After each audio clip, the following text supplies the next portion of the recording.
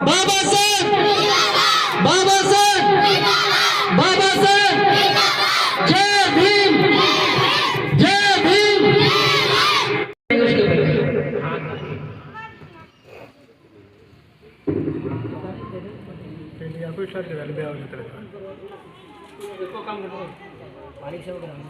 पानी बोतल में लेने बाद प्यास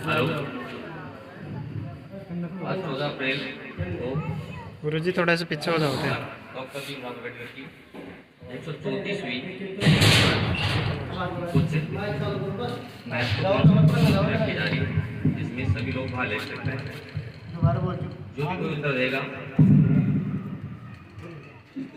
उसको एक पेन का इनाम दिया जाएगा। जैसे मैं पहला क्वेश्चन पूछ रहा हूँ आपसे, डॉक्टर भीमराव अम्बेडकर का जन्म कब हुआ? कोई भी ऊपर हाथ करके बता सकते हो जवाब? कोई भी खड़े होकर जवाब देंगे, खड़ा होकर जवाब देंगे, खड़े होकर जवाब दीजिए। कोई जवाब दे उनको एक पेन दीजिए एक इनाम के तौर पर। दीपेंद्र दीपेंद्र पेन दे के आइए ना, मिले लो नाम के ऊपर।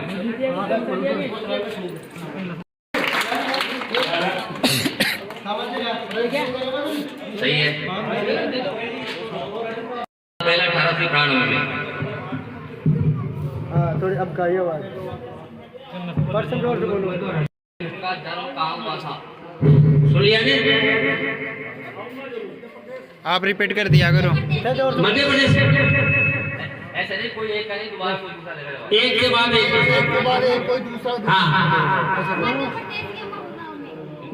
मध्य प्रदेश के महुआ गांव में। मऊ गाँव। तो इनाम लिए जाए भाई, कहीं इनाम ले। हाँ यहाँ आएगी भाई, इनाम तो ले जा। अम्बेडकर के बारे में जानकारी तो रखनी थोड़ी बहुत, और ये जानकारी बहुत अच्छी है, रखना भी चाहिए। हेलो, हाँ अगला प्रश्न है, डॉक्टर भीमराव अम्बेडकर के पिताजी का क्या नाम था? कोई बता डॉक्टर भीमराव अम्बेडकर के पिताजी का क्या नाम था? अम्बेडकर जी के पिताजी का नाम बताना है, कोई जानता है बता दीजिए। 10 रुपए का इनाम ले जाइए। पेन बता दीजिए, याद करो। डॉक्टर भीमराव अम्बेडकर के पिताजी का क्या नाम था? समय सीमा है क्या? अरे एक बार हो गया, उसको नहीं नया। क्या नाम है? सही है इनका उत्तर राम जी सतपाल। बहुत बहुत धन्यवाद। हाँ मन मुताबिक बताने पर बताऊंगी, नहीं जाए मत काम हो गया तो आपको याद आ गया तो इसके तुरंत बोलिए। आइए नाम ले जाइए।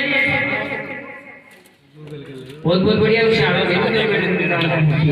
अगला प्रश्न है, डॉक्टर भीमराव अम्बेडकर की माता जी का क्या नाम था? भाई माता जी का नाम बताना अम्बेडकर जी के, बोलिए जिनको याद है जोर से बोले। उनका उत्तर सही है भीमाबाई।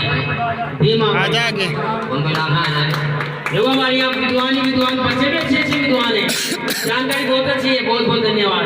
ये तो बात सही है, तो अच्छा पढ़ रहा है, अच्छी पढ़ते हैं। बच्चों को बोल लिया आप जाओ यहाँ देने के लिए इनाम तो 5% तो खुद देना चाहिए, और 25 दो बाबूजी। जब बता दिया बहुत शानदार शोभा की बात है, तो 5% शोभा की बात है, लीजिए बाबूजी। अगला प्रश्न है, डॉक्टर भीमराव अम्बेडकर जी की पत्नी का क्या नाम था?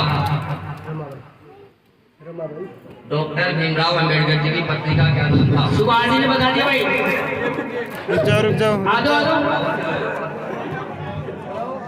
जाओ मारी मम्मी बताओ। सही है इनका उत्तर रहा भाई। बहुत बहुत धन्यवाद। चलो ये तो बहुत खुशी की बात है, हमारे लोगों को भी एक जानकारी देते हैं। बहुत बहुत धन्यवाद। Very good. आज हमारी मम्मी ने क्वेश्चन का जवाब दिया है। मम्मी ये ठीक है।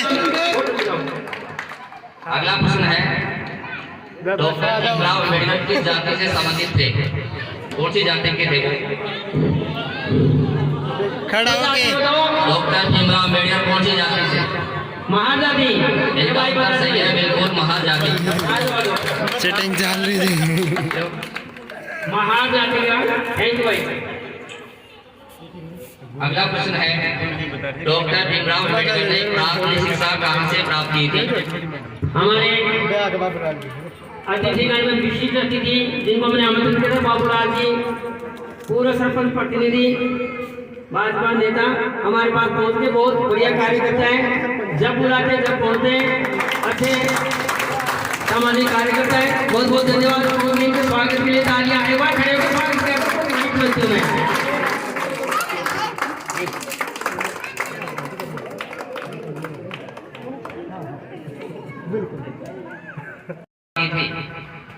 कौन से गांव से की थी?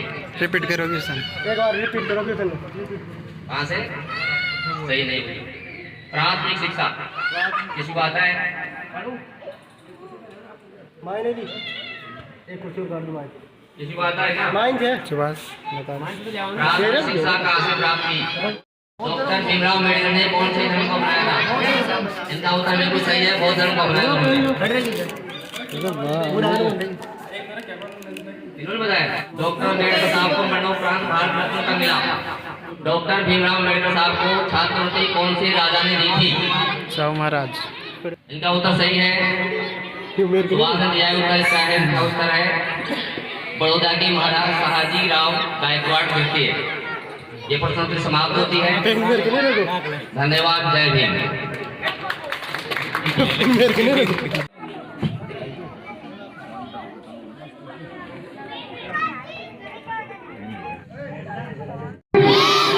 जय भीम।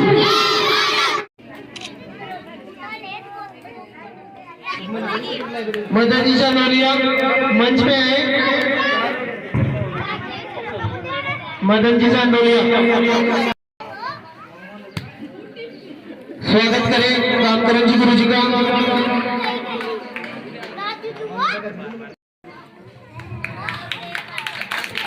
अम्बेडकर युवा मंडल समिति के उपाध्यक्ष जी से निवेदन करूंगा कि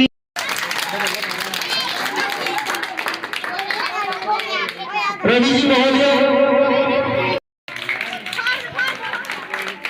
स्वागत में स्वयं करता हूँ।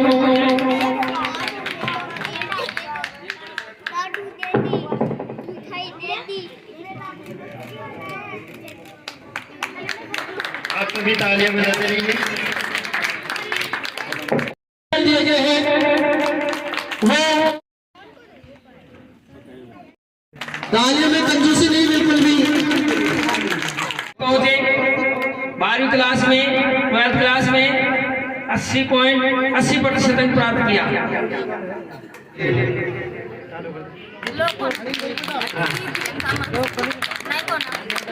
शानी की बहन है, शानी नहीं पहुंच पाई। मोहित बुनकरे, राजेश बुनकर का सुपुत्र ये जो खड़ा है, 10th क्लास में 80% अंक इन्होंने प्राप्त किया। आप भी पारितोषिक प्राप्त करें। सचिन शिवाल, पूरण शिवाल, क्लास 8 A ग्रेड सही से उत्तीर्ण किए, ये भी अपना पारितोषिक ले। संजना मौलिया आप भी आए। रोहन मौलिया, रोहन मोहलिया, सुनो से कानाराम मौलिया 8th क्लास में A ग्रेड प्राप्त किया। आप भी पहुंचे, ये नाम आए थे सामने। 80% निर्धारित उन्होंने उपलब्धि हासिल की है। बहुत बहुत धन्यवाद। अगर आप मानो तो एक बात और कह सकता हूँ कि मैं मान जाओ तो गुरुजी, लक्ष्मण गुरुजी, एक बच्चा अपने मोहल्ले में नवोदय में भी सिलेक्ट हुआ है। दे दो। अगर आप संगठन से बात करें, सिलेक्ट करना भी एक अच्छी बात है। धन्यवाद। बाकी तो देखो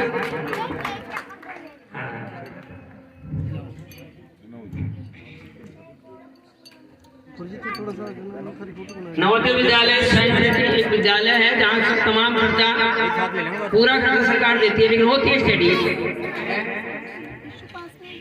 ये इस अंबेडकर जयंती के माध्यम से अपने विचारों को व्यक्त करने का एक सुनहरा अवसर है। हम अपनी भावनाओं को एक दूसरे के सामने रखें। देखिए बाबा साहब के समय में बहुत कुरीतियां थी, समाज संगठित नहीं थे, तो उस समय ना करना मेरे हिसाब से ठीक नहीं है, क्योंकि आज बहुत सामाजिक समरसता समाज में आ गई है। आप दूसरी जगह मत उठा करके देखिए, हमारे गांव में ही, हमारी ग्राम पंचायत में कितनी समरसता आ गई है। सभी समाज के व्यक्ति एक दूसरे से प्यार से बातें करते हैं, एक दूसरे का सम्मान करते हैं। ये नहीं है कि केवल बाबा साहब ही थे, आज के युग में भी कई बाबा साहब हैं। जैसे सामाजिक सद्भावना में हर समाज को एक अच्छा रेस्पेक्ट देने, उनका सम्मान करने में अनिल जी त्रिवेदी का भी नाम बहुत ऊंचे है, बहुत ऊपर आता है। इनके लिए सभी समाज गणमान्य है। मैं इनका तहे दिल से शुक्रगुजार हूँ। बाबूलाल जी उठकर चले गए, इनके जीवन में भी एक बार झांक करके देखो, इन्होंने गांव वालों की कितनी सेवा की है। जब ये जयपुर में रहते थे तो इनको कोई जरा सा फोन कर दे, तुरंत हॉस्पिटल पहुंच जाते थे और उनकी आर्थिक रूप से और अन्य प्रकार से सेवाएं देते थे। उसके साथ में उनका योगदान भी ग्राम पंचायत नहीं भूल सकती। इस प्रकार से आज भी बहुत सारे बाबा साहब पैदा होते जा रहे हैं, सभी समाजों में होते जा रहे हैं।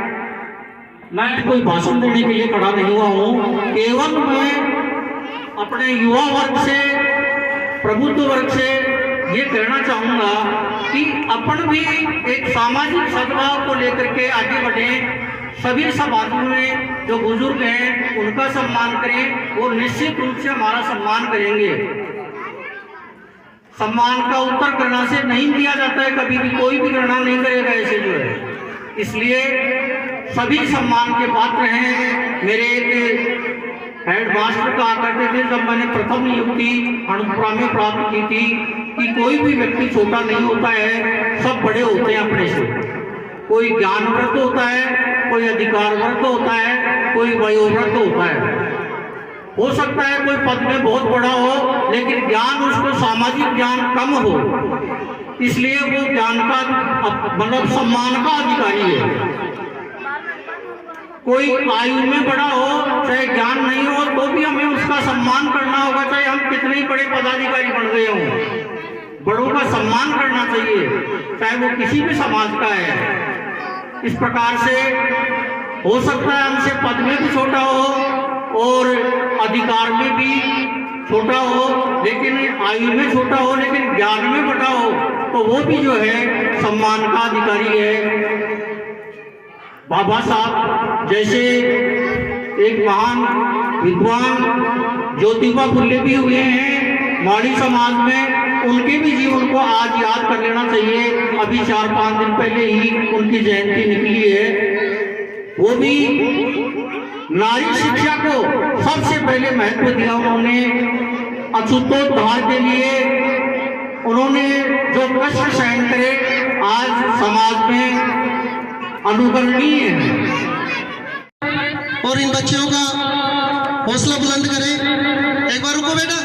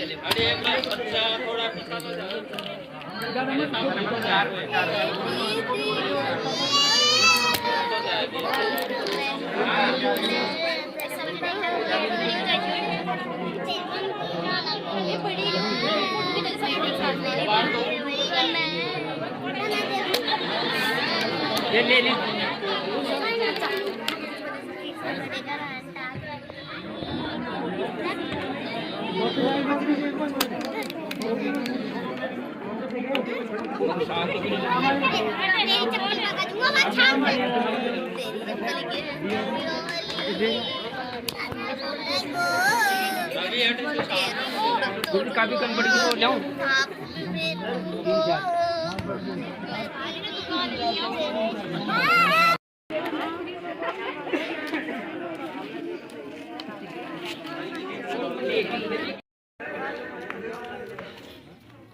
साउंड वाले जल्दी आओ।